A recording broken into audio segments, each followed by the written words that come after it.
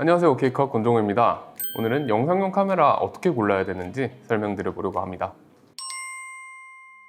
네, 영상용 카메라랑 사진용 카메라를 구입하실 때 이제 보통 미러리스 카메라들을 많이 보고 계실 텐데, 이 미러리스 카메라 같은 경우에는 사진 기능이 메인이기 때문에 영상용 성능, 기능 뭐 이런 것들이 저 상세 페이지 아래쪽에 내려와 있거나 아니면 좀 생략되거나 찾기 굉장히 힘든 경우도 많아요. 그래서 영상용으로 미러리스를 구입하려고 하시는 분들은 좀 스펙 체크를 꼼꼼히 해보셔야 됩니다.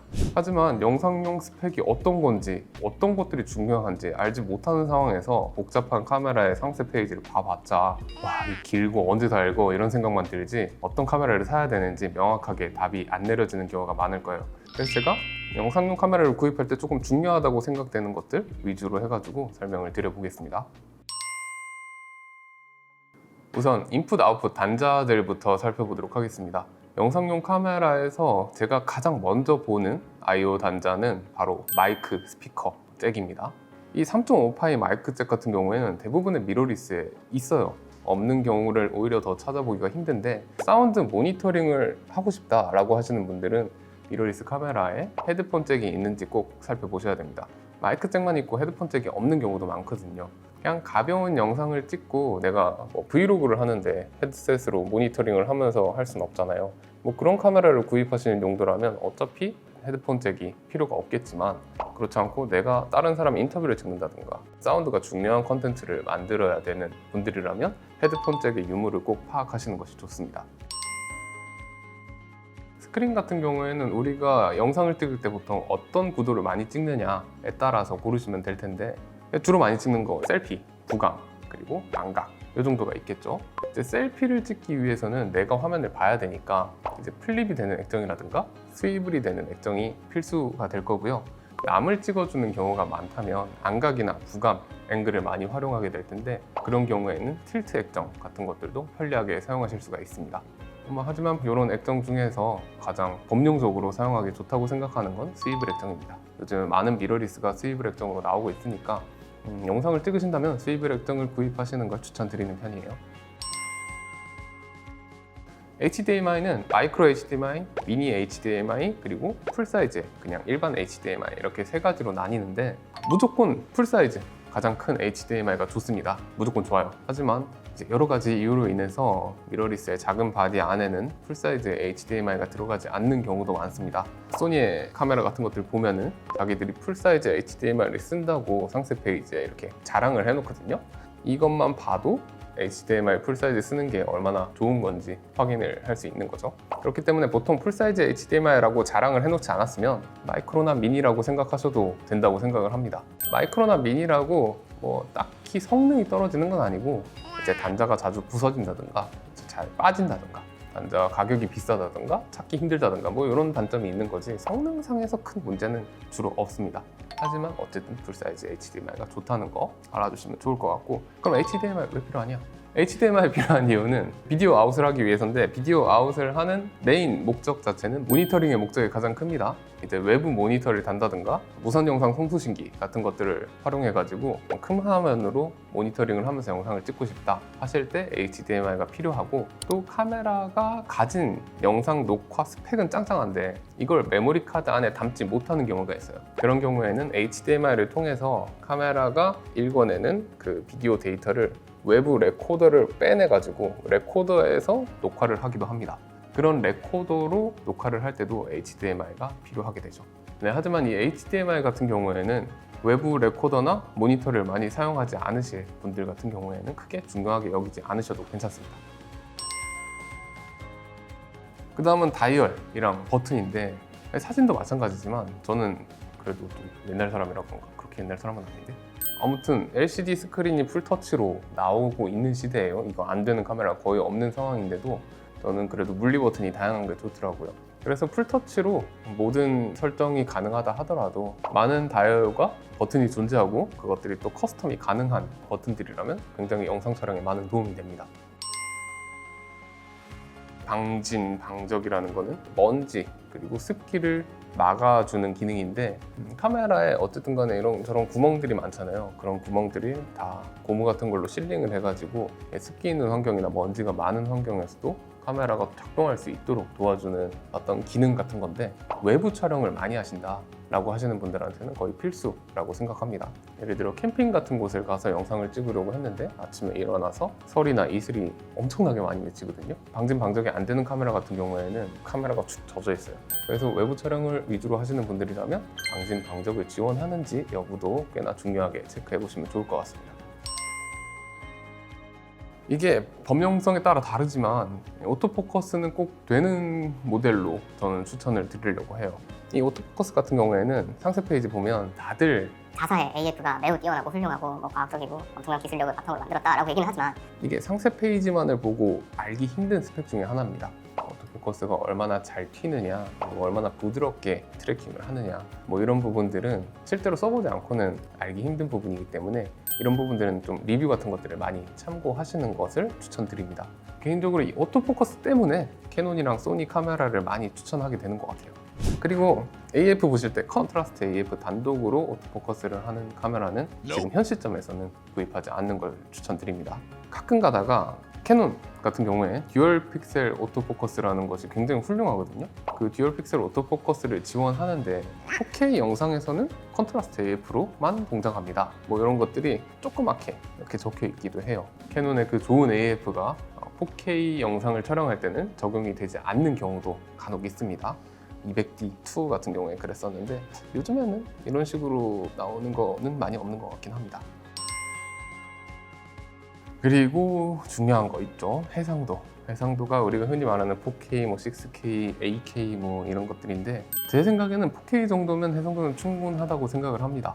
그래서 요즘에 6K, 8K 이런 것들도 많이 나오긴 하지만 진짜 전문적인 상업 영상을 만드시는 분들이 아닌 한에야 그런 것들은 크게 신경 쓰지 마시고 4K 정도를 지원하는지 확인하시는 것이 좋습니다. 그리고 이 4K 해상도도 다 똑같은 4K 해상도가 아니에요.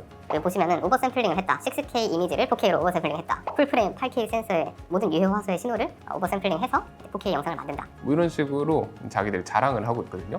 자랑하는 거는 다 이유가 있어서 자랑을 하는 겁니다. 그래서 4K 영상을 오버샘플링해서 만든다라고 자랑하는 것이 있으면 좋은 거라고 생각하시면 됩니다. 그 다음 프레임 레이트예요. 프레임 레이트가 언제 많이 쓰시냐?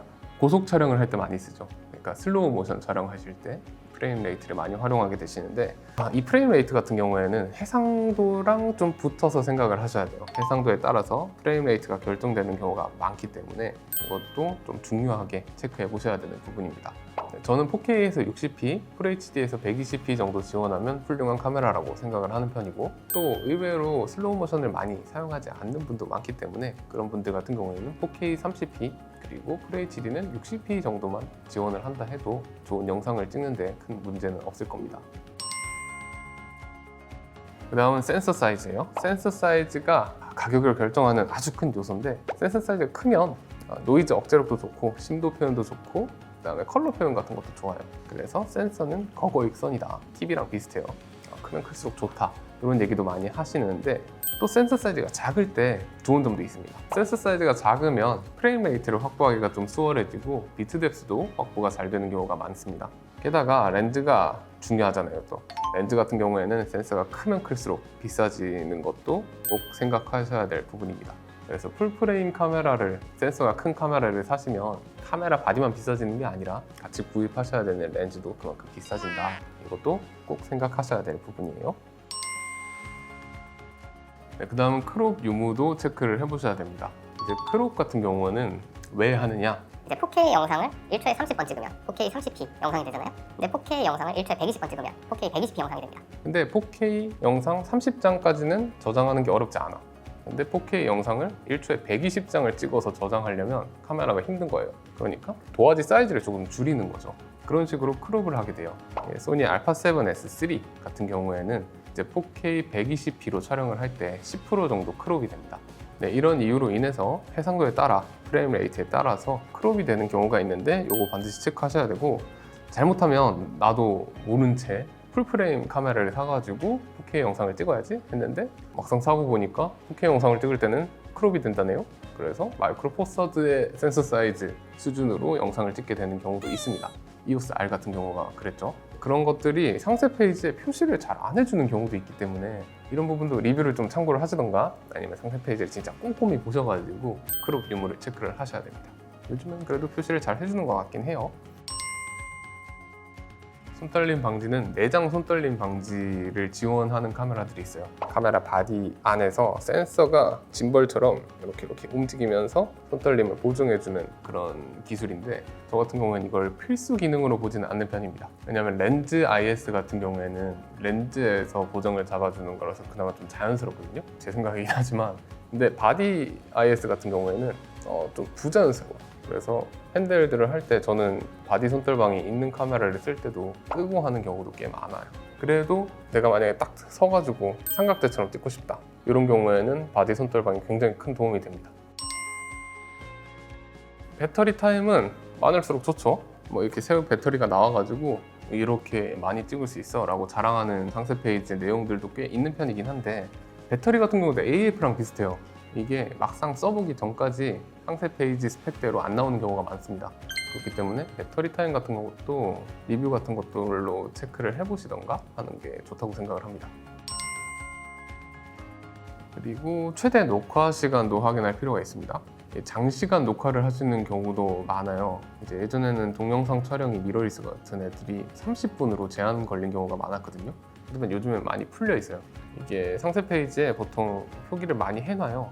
최대 6시간 촬영할 수 있다. 멈추지 않고 지속적으로 배터리만 공급되면 무한대로 촬영할 수 있다. 뭐 이런 식으로 표시를 많이 해놓는데 장시간 촬영을 해야 되시는 분들은 체크를 꼭 해보셔야 됩니다. 제한이 걸려있는 카메라도 굉장히 많습니다. 그리고 아까 거랑 좀 연계되는 부분인데 충전 중에 녹화 가능한지도 보셔야 돼요. 카메라가 무제한 녹화가 가능하다고 하는데 어차피 메모리 카드랑 배터리 때문에 끊기게 되는 경우가 많잖아요. 그중에서 배터리 같은 경우에 해결할 수 있는 방법이 많아요. 요즘에는 보조 배터리 같은 걸로 USB-C로 충전을 할 수 있는 카메라도 굉장히 많습니다. 근데 이것도 주의해서 보셔야 될 게 카메라가 녹화하면서 충전을 할 수 있는지 이걸 꼭 보셔야 돼요. 어떤 카메라들은 USB-C로 보조 배터리를 통해서 충전이 가능하긴 한데 녹화할 때는 충전이 안 돼요. 카메라가 꺼져 있어야 충전이 된다든가 이런 식인 경우도 많기 때문에 장시간 녹화에 활용을 하시거나 보조 배터리로 충전을 하시려는 분들은 녹화 중에 충전이 가능한지 유무를 확인해 보시고 목적에 맞게 구입하셔야 됩니다. 근데 이것도 표시되지 않는 경우가 많아가지고 카메라 리뷰 같은 것들을 많이 참고하시면 좋을 것 같습니다. 네, 그 다음엔 발열 유무도 중요한데요. 이것도 연속 촬영이랑 연관되는 겁니다. 오랫동안 촬영을 하게 되면 바디가 열을 받을 거 아니에요? 그것들을 빼주는, 식혀주는 수단이 필요한데 발열 방지 수단이 많지만 펜이 들어간 게 가장 좋아요. 하지만 펜이 들어간 미러리스는 잘 없고 상세 페이지 보면 우리가 발열 방지를 위해서 뭐 구리 파이프를 넣고 어떻게 신개념 방열 구조를 취득했고 이렇게 자랑하는 애들이 있어요. 그리고 자랑하는 애들이 그래도 안 하는 애들보다는 좀 나은 경우가 많습니다. 특히나 높은 해상도, 그러니까 4K 정도의 해상도로 높은 비트 뎁스, 그러니까 10비트 영상을 촬영해야 된다. 120p로 촬영을 해야 된다. 이런 경우에는 아무래도 카메라가 처리할 데이터가 많으니까 발열이 많아지겠죠. 그런 카메라를 구입해서 그런 영상을 녹화하고자 하시는 분들은 꽤나 중요하게 보셔야 되는 부분입니다. 발열에 대한 스펙을 기재하는 경우도 있습니다. 그러니까 자기네 카메라가 발열 때문에 어느 정도까지만 녹화가 가능하다 이런 식으로 스펙으로 기재하는 경우도 있는데 이것도 생각보다 표만큼 잘 나오지 않아요. 그래서 리뷰를 적극적으로 참고하시는 게 좋을 것 같습니다. 이건 그래도 조금은 실드를 쳐주자면 미러리스 카메라가 영상 전문으로 나온 카메라는 아니기 때문에 아무래도 발열 관련된 구조에서는 조금 취약한 경우가 많습니다. 그다음 10비트 촬영이 되느냐 여부도 요즘에는 의미 있게 살펴보셔야 될 부분이에요. 10비트 촬영 같은 경우에는 쉽게 말하면 더 다양한 색상을 기록할 수 있게 해줍니다. 가장 먼저 어떤 효과가 있냐면 개조가 좋아져요.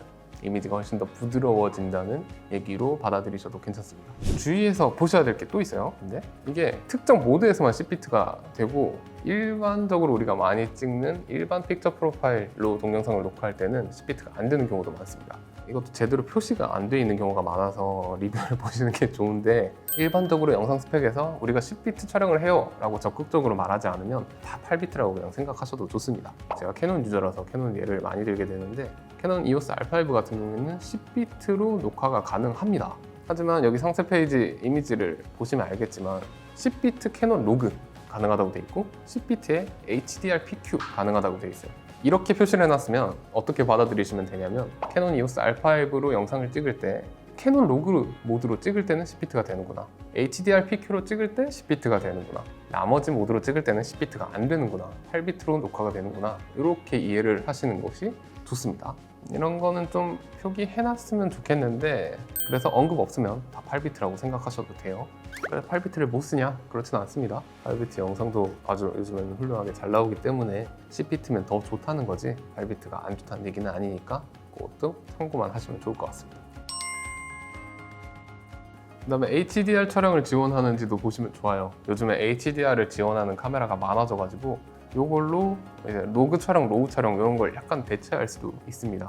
HDR 촬영이 사실은 그런 걸 대체하려고 만들어진 건 아니고 더 풍부한 개조와 더 풍부한 색깔을 표현해 주는 걸 HDR이라고 하는데 그 HDR 촬영을 네이티브로 할 수 있게끔 카메라들이 만들어지고 있어요. 그래서 이 HDR PQ로 영상을 찍은 다음에 HDR을 지원하는 모니터에서 틀면 그 화면이 잘 나옵니다. 하지만 우리는 HDR 시대에 아직 살고 있지 못하기 때문에 이 모드를 HDR용 촬영을 하는데 쓰는 건 아니고 일반적인 우리가 많이 보는 REC709 영상을 찍는데 쓰는데 이게 훨씬 더 다양한 색상과 다양한 궤도를 표현해 주도록 찍어놨기 때문에 보정 폭이 굉장히 넓어집니다. 그래서 이걸 로그랑 로우를 대체하는 용도로 활용하실 수가 있어요. 그래서 색 보정에 관심이 있으신 분들이라면 HDR 촬영 지원 여부도 체크해 보시면 좋을 것 같습니다. 그 다음에 로그랑 로우 촬영 지원, 이것도 약간 전문가용이에요. 색 보정을 적극적으로 활용하실 분들에게는 꽤나 중요한 요소인데 전문적인 영상 업자거나 관심 많은 분이 아니라면 쓸 일이 크게 없을 것 같습니다. 그리고 SD카드 스펙 같은 경우도 보셔야 됩니다. 아까 말했던 4K에 10비트에 120프레임짜리 영상을 찍으려면 메모리 카드도 좋아야 돼요. 근데 그 메모리 카드를 얼마짜리를 사야 되느냐, 이 상세표에 나오거든요. 우리 카메라는 V60 이상의 SD카드를 쓰세요, 이런 식으로 표기해 주는 경우도 있는데 보통은 상세표에서 몇 메가비트 퍼 세크로 녹화가 되는지 직접 체크하신 다음에 SD카드를 구입하시는 기준으로 쓰셔야 돼요. 이게 100메가비트/s가 12메가바이트/s예요. 카메라 제조사에서 메가비트 퍼 세크로 보통 표기를 해놓고 SD카드의 기준은 메가바이트 퍼 세크로 돼 있기 때문에 외워버리면 속편합니다. SD카드 기준으로 해가지고 내가 녹화하고자 하는 게 200메가비트 퍼 세크 이하면은 V30짜리 SD카드를 쓰시면 되고요. 내가 녹화하고자 하는 게 400메가비트 퍼 세크 이하다 하시면은 V60짜리 쓰시면 돼요. 그리고 내가 녹화하고자 하는 게 700메가비트 퍼 세크 이하다 하면은 V90짜리 SD카드를 쓰시면 됩니다. 그러니까 이걸로 좀 판단을 해볼 수가 있어요. 소니 알파7 R5 같은 경우에는 지금 상세 페이지가 떴기 때문에 동영상 녹화표를 보면은 가장 높은 메가비트 퍼 세크 용량이 필요한 XLBC S ORAI 모드, 여기 4K 모드 422 10비트 영상을 녹화하려면 600 메가비트 퍼 세크가 필요해요. 이 카메라를 사서 이 모드로 영상을 찍으실 분들은 V90짜리 SD카드를 사야겠죠. 이런 식으로 동영상이 레코딩되는 용량 같은 것도 체크를 하셔가지고 SD카드를 구입하시는 거에도 신경을 쓰시면 좋습니다. 이게 V90짜리는 몇십만 원씩 하거든요. 꽤나 비싸. 기타 중요한 부분이라고 생각되는 것들 중에 제가 꽤나 보는 게 영상용 기능이 얼마나 탑재되어 있는가, 이런 것들을 좀 많이 보는 편이거든요. 이런 부분에서는 파나소닉이 굉장히 잘하는 편이에요. 이제 웨이브폼이라든가 벡터스코프 같은 것들을 지원하는 카메라도 많고, 요즘에는 심지어 폴스 컬러 같은 것들을 미러리스단에서 지원하는 경우도 간혹 있던데, 어쨌든 이렇게 영상용 기능이 많이 탑재되어 있으면 영상 찍을 때 훨씬 더 편하죠. 근데 이렇게 영상용으로 카메라를 구입하시려고 하시는 분들이 보셔야 되는 스펙 같은 것들에 대해서 소개를 좀 해봤는데요. 제가 영상을 전문으로 해서 그런지 모르겠지만 활용도에 따라서, 활용하는 방법에 따라서, 그리고 활용하시는 수준에 따라서 보셔야 될 내용들이 너무 다양하고 많아가지고 좀 말이 길어지게 된 것 같습니다. 아무튼 내가 예산을 정했으면은 그 예산 안에서 내가 포기할 수 있는 부분과 포기할 수 없는 부분을 나눠가지고 카메라를 구입하시는데 참고하면 좋을 것 같습니다. 네, 혹시 궁금한 점 있으시면 댓글 남겨주시고요. 지금까지 OK컷 권동호였습니다. 감사합니다.